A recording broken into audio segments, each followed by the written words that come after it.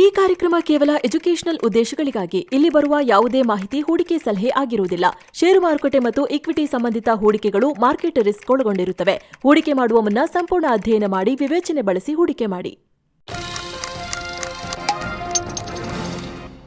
Hi friends, mastmaga.comಗೆ ಸ್ವಾಗತ.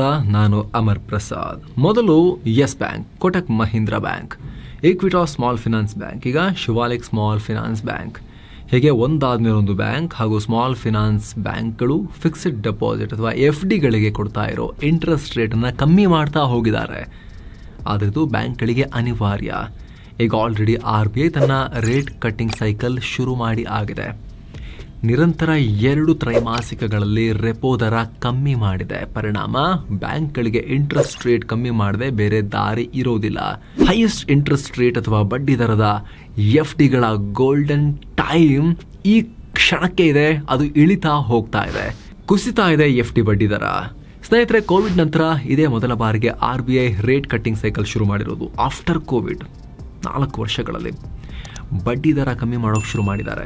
Covid ಟೈಮ್ನಲ್ಲಿ ಸರ್ಕಾರಗಳು ಸ್ವಲ್ಪ ನೋಟ್ ಪ್ರಿಂಟಿಂಗ್ ಜಾಸ್ತಿ ಮಾಡಿ ದುಡ್ಡಿನ ಓಡಾಟ ಜಾಸ್ತಿ ಆಗೋಕ್ಕೆ ಒಂದಷ್ಟು ಪ್ರಯತ್ನಗಳನ್ನು ಪಟ್ಟ ಪರಿಣಾಮ, ಮಾರ್ಕೆಟಿಗೆ ದುಡ್ಡು ಹರಿಸಿದ ಪರಿಣಾಮ ಹಣದುಬ್ಬರ ಕೂಡ ಸ್ವಲ್ಪ ಮೇಲಕ್ಕೆ ಹೋಗಿತ್ತು. ಹಾಗಾಗಿ ಇಂಟ್ರೆಸ್ಟ್ ರೇಟನ್ನು 4%ನಿಂದ 2024 ಡಿಸೆಂಬರ್ ಹೊತ್ತಿಗೆ 6.5% ರೆಪೋ ರೇಟನ್ನು ತಗೊಂಡು ಹೋಗಿತ್ತು RBI.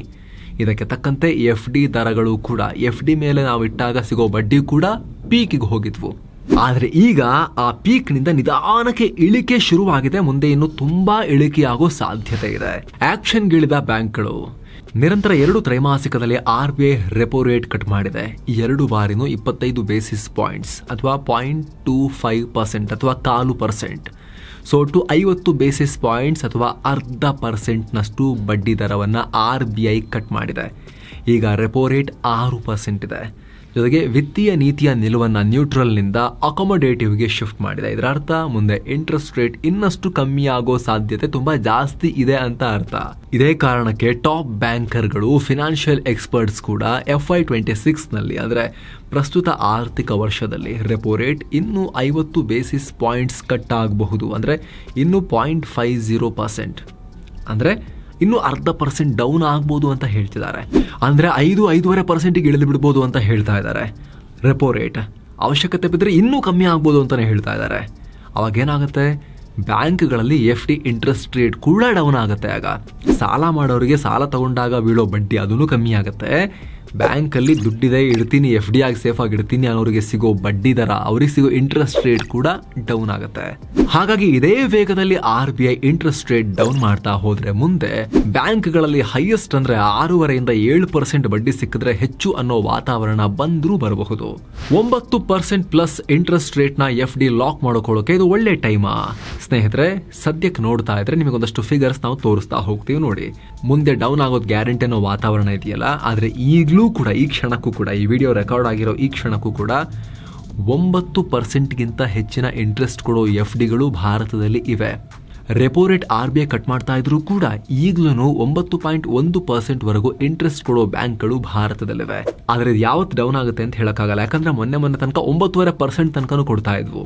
ಈಗ 9.1%ಗೆ ಡೌನ್ ಆಗಿದೆ. ಸದ್ಯಕ್ಕೆ ಯೂನಿಟಿ ಬ್ಯಾಂಕ್ ತನ್ನ FDಗಳಿಗೆ 9.1% ವರೆಗೂ ಇಂಟ್ರೆಸ್ಟ್ ಕೊಡ್ತಾ ಇದೆ. ಹಾಗೆ ನಾರ್ತ್ ಈಸ್ಟ್ ಬ್ಯಾಂಕ್ 9% ವರೆಗೂ ಇಂಟ್ರೆಸ್ಟ್ ರೇಟ್ ಅನ್ನ ಕೊಡ್ತಾ ಇದೆ FD ಮೇಲೆ, ಫಿಕ್ಸೆಡ್ ಡೆಪಾಸಿಟ್ ಮೇಲೆ. ಸೊ ಇಮಿಡಿಯೇಟ್ ಆಗಿ ಬುಕ್ ಮಾಡ್ಕೋಬೇಕು ಅನ್ನೋ ಆಸಕ್ತಿ ನಿಮಗೂ ಕೂಡ ಇದ್ರೆ ಸ್ಟೇಬಲ್ ಮನಿ ಆ್ಯಪ್ ಮೂಲಕ ನೀವು ಮಲ್ಟಿಪಲ್ ಬ್ಯಾಂಕ್ಸ್ ಮತ್ತು ಸ್ಮಾಲ್ ಫಿನಾನ್ಸ್ ಬ್ಯಾಂಕ್ಸ್ ಅಲ್ಲಿ ಈಸಿಯಾಗಿ ಬುಕ್ ಮಾಡಬಹುದು. ಡಿಸ್ಕ್ರಿಪ್ಷನ್ ಹಾಗೂ ಪಿನ್ ಮಾಡಿರೋ ಕಾಮೆಂಟ್ ನಲ್ಲಿ ಸ್ಟೇಬಲ್ ಮನಿ ಆ್ಯಪ್ ನ ಲಿಂಕ್ ಅನ್ನು ಕೊಟ್ಟಿರ್ತೀವಿ. ಕ್ಲಿಕ್ ಮಾಡೋ ಮೂಲಕ ನೀವು ಕೆಲವೇ ಕ್ಲಿಕ್ಸ್ ಅಲ್ಲಿ, ಕೆಲ ನಿಮಿಷಗಳಲ್ಲಿ ಈ ಬ್ಯಾಂಕ್ಗಳಲ್ಲಿ, ಸ್ಮಾಲ್ ಫಿನಾನ್ಸ್ ಬ್ಯಾಂಕ್ಗಳಲ್ಲಿ FD ಬುಕ್ ಮಾಡಬಹುದು. ಇವರು ಮಧ್ಯದಲ್ಲಿ ನಿಮಗೆ ಪ್ಲಾಟ್ಫಾರ್ಮ್ ಆಗಿ ವರ್ಕ್ ಮಾಡ್ತಾರೆ. ಇಲ್ಲಿ FD ಬುಕ್ ಮಾಡಕ್ಕೆ ಹೋದ ತಕ್ಷಣ ನೀವು ಆ ಬ್ಯಾಂಕ್ಗಳೊಂದಿಗೆ ನೀವು ವ್ಯವಹಾರ ಮಾಡ್ತೀರಿ. ಆ ಬ್ಯಾಂಕ್ನವರ ವಿಡಿಯೋ KYC ಮಾಡಿ ನಿಮಗೆ FD ಅಕೌಂಟ್ ಓಪನ್ ಮಾಡಿ FD ಸರ್ಟಿಫಿಕೇಟ್ ಇಶ್ಯೂ ಮಾಡ್ತಾರೆ. ಸೊ ಆಸಕ್ತರು ಒಂದಷ್ಟು ಕ್ಯಾಶ್ ಇದೆ, ಎಮರ್ಜೆನ್ಸಿ ಫಂಡ್ ಅಥವಾ ಅಪರ್ಚುನಿಟಿ ಫಂಡ್ ಈ ರೀತಿ ಮಾಡಿಡಬೇಕು, ಸೇಫರ್ ಸೈಡ್ ಒಂದಷ್ಟು ಮೂವ್ ಮಾಡಿಡಬೇಕು ಅನ್ನೋ ಲೆಕ್ಕಾಚಾರದಲ್ಲಿರೋರು ಡಿಸ್ಕ್ರಿಪ್ಷನ್ ಮತ್ತು ಪಿನ್ ಮಾಡಿರೋ ಕಾಮೆಂಟ್ ನಲ್ಲಿ ಕ್ಲಿಕ್ ಮಾಡೋ ಮೂಲಕ ಸ್ಟೇಬಲ್ ಮನಿ ಆ್ಯಪ್ ಡೌನ್ಲೋಡ್ ಮಾಡಿ ಹೈಯೆಸ್ಟ್ ಇಂಟ್ರೆಸ್ಟ್ ರೇಟ್ನ FDಗಳನ್ನು ಕಂಪೇರ್ ಮಾಡಿ ಬುಕ್ ಮಾಡ್ಬೋದು. ಈಗ ಇನ್ನಷ್ಟು ಡೀಟೇಲ್ ಆಗಿ ಈ ಫೀಚರ್ ಬಗ್ಗೆ, ಈ ಆ್ಯಪ್ ಬಗ್ಗೆ ಮಾಹಿತಿಯನ್ನು ಪಡ್ಕೊಳ್ತಾ ಹೋಗೋಣ. ಇಲ್ಲಿ 200ಕ್ಕೂ ಅಧಿಕ ಬ್ಯಾಂಕ್ಗಳ ಬಡ್ಡಿಯನ್ನು ಕಂಪೇರ್ ಮಾಡ್ಬೋದು ನೀವು. ಈ ಆ್ಯಪ್ ನೇರವಾಗಿ ನಿಮ್ಮನ್ನ FD ಆಫರ್ ಮಾಡೋ ಬ್ಯಾಂಕ್ಗಳೊಂದಿಗೆ ಕನೆಕ್ಟ್ ಮಾಡೋ ಕೆಲಸವನ್ನ ಮಾಡುತ್ತೆ. ಆಗಲೇ ಹೇಳಿದ ಹಾಗೆ ಯೂನಿಟಿ ಬ್ಯಾಂಕ್ ಪ್ರತಿ ಗ್ರಾಹಕರಿಗೂ 9% ವರೆಗೂ ಹಾಗೂ ಸೀನಿಯರ್ ಸಿಟಿಸನ್ಸ್ಗೆ 9.1% ವರೆಗೂ FDಗೆ ಇಂಟ್ರೆಸ್ಟ್ ಕೊಡ್ತಾ ಇದೆ, ಫಿಕ್ಸೆಡ್ ಡೆಪಾಸಿಟ್ಗೆ. ಇದು FDಗಳಿಗೆ ಸಿಗ್ತಾ ಇರೋ ಅತಿ ಹೆಚ್ಚಿನ ಇಂಟ್ರೆಸ್ಟ್ ರೇಟ್. ಅದೇ ರೀತಿ ನಾರ್ತ್ ಈಸ್ಟ್ ಬ್ಯಾಂಕ್ 9% ವರೆಗೂ ಇಂಟ್ರೆಸ್ಟ್ ಕೊಡ್ತಾ ಇದೆ. ಕೆಲವೇ ನಿಮಿಷಗಳಲ್ಲಿ FDಯನ್ನು ಬುಕ್ ಮಾಡ್ಬೋದು. ಅಷ್ಟೇ ಅಲ್ಲ, ಸೇವಿಂಗ್ಸ್ ಬ್ಯಾಂಕ್ ಅಕೌಂಟ್ನ ಓಪನ್ ಮಾಡಬೇಕು ಅಂತಿಲ್ಲ ಬ್ಯಾಂಕ್ನಲ್ಲಿ, ನೇರವಾಗಿ FD ಅಕೌಂಟನ್ನೇ ಓಪನ್ ಮಾಡಿ FDಯನ್ನು ಬುಕ್ ಮಾಡ್ಬೋದು. ಇನ್ನು ಇಂಪಾರ್ಟೆಂಟ್ ವಿಚಾರ ಅಂದರೆ DICGC ಇನ್ಶೂರೆನ್ಸ್ ಇರೋ FDಗಳನ್ನೇ ಈ ಆ್ಯಪ್ನಲ್ಲಿ ಬುಕ್ ಮಾಡ್ಬೋದು. DICGC ಅಂದರೆ deposit insurance and credit guarantee corporation ಅಂತ. ಇದು RBI ಒಡೆತನದ ಸಬ್ಸಿಡರಿ ಕಂಪನಿ, ಗೌರ್ಮೆಂಟ್ದು. ಫಿಕ್ಸೆಡ್ ಡೆಪಾಸಿಟ್ಸ್ ಅಥವಾ ಯಾವುದೇ ರೀತಿಯ ಬ್ಯಾಂಕ್ ಡೆಪಾಸಿಟ್ಗಳಿಗೆ, ಬ್ಯಾಂಕ್ ಮತ್ತು ಸ್ಮಾಲ್ ಫಿನಾನ್ಸ್ ಬ್ಯಾಂಕಲ್ಲಿ ಇಡೋ ಡೆಪಾಸಿಟ್ಗಳಿಗೆ 5 ಲಕ್ಷ ರೂಪಾಯಿವರೆಗೂ ಇನ್ಶೂರೆನ್ಸ್ನ ಗ್ಯಾರಂಟಿಯನ್ನು DICGC ಕೊಡುತ್ತೆ. RBIನ ನೇರ ಗ್ಯಾರಂಟಿ ಇದು DICGC ಮೂಲಕ. ಸೊ ನೀವು DICGC ಇನ್ಶೂರೆನ್ಸ್ ಇರೋ ಬ್ಯಾಂಕ್ಗಳಲ್ಲೇ FD ಬುಕ್ ಮಾಡ್ಬೋದು. ಒಂದಲ್ಲ, ನಿಮ್ಮ ಹತ್ರ ಒಂದು 15 ಲಕ್ಷ ರೂಪಾಯಿ ಇದೆ ಅಂತ ಹೇಳಿದ್ರೆ 3 ಡಿಫ್ರೆಂಟ್ ಬ್ಯಾಂಕ್ಗಳಲ್ಲಿ FDಯನ್ನು ಬುಕ್ ಮಾಡ್ಬೋದು ನೀವು. ಕೆಲವೇ ಕ್ಲಿಕ್ಸಲ್ಲಿ ಸ್ಟೇಬಲ್ ಮನಿ ಆ್ಯಪ್ ಮೂಲಕ ಆ ಬ್ಯಾಂಕ್ಗಳಲ್ಲಿ ಬುಕ್ ಮಾಡ್ಬೋದು.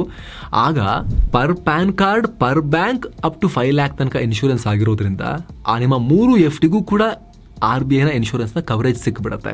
3 ಡೆಪಾಸಿಟ್ಸ್ ಕೂಡ ಸೇಫ್ ಆಗುತ್ತೆ. ಬ್ಯಾಂಕ್ ಮುಳುಗಿ ಹೋದ್ರೂ ಕೂಡ ನಿಮ್ಮ ದುಡ್ಡಿಗೆ RBIನ ಗ್ಯಾರಂಟಿ ಇರುತ್ತೆ. ಬ್ಯಾಂಕ್ಗಳು ಮುಳುಗಿ ಹೋಗೋದು ಈಸಿ ಅಲ್ಲ ಭಾರತದಲ್ಲಿ. RBI ಸಿಕ್ಕಾಪಟ್ಟೆ ರೆಗ್ಯುಲೇಟ್ ಮಾಡುತ್ತೆ. Banking industry highly regulated. But still ಆ ರೀತಿಯ ಫೀಚರ್ ಇದೆ ಅಂತ ಹೇಳ್ತಿರೋದು. ಒಂದೇ ಬ್ಯಾಂಕಲ್ಲಿ ಇಡೋದ್ರ ಬದಲಿಗೆ 3 ಬ್ಯಾಂಕ್ಗಳಲ್ಲಿ ಸ್ಪ್ರೆಡ್ ಮಾಡಿಬಿಟ್ಟು ಎಲ್ಲದಕ್ಕೂ RBIನ ಸೆಕ್ಯೂರಿಟಿಯನ್ನು ನೀವು ಗಳಿಸ್ಕೋಬಹುದು ಅಂತ.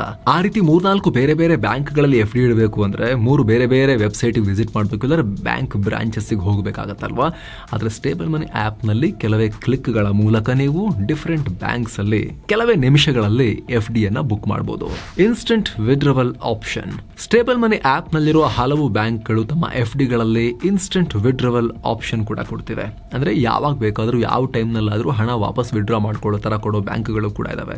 ಕೆಲವೇ ನಿಮಿಷಗಳಲ್ಲಿ ನೇರವಾಗಿ ನಿಮ್ಮ ಬ್ಯಾಂಕ್ ಅಕೌಂಟ್ಗೆ ಹಣ ಬಂದು ಬೀಳುತ್ತೆ. ಇನ್ನು ಕೆಲ ಬ್ಯಾಂಕ್ಗಳು ಒಂದು ದಿನದಲ್ಲೆಲ್ಲ ನಿಮ್ಮ ಅಕೌಂಟಿಗೆ ಕ್ರೆಡಿಟ್ ಆಗೋ ಥರ ಆಪ್ಷನ್ಸ್ ಕೂಡ ಕೊಟ್ಟಿವೆ.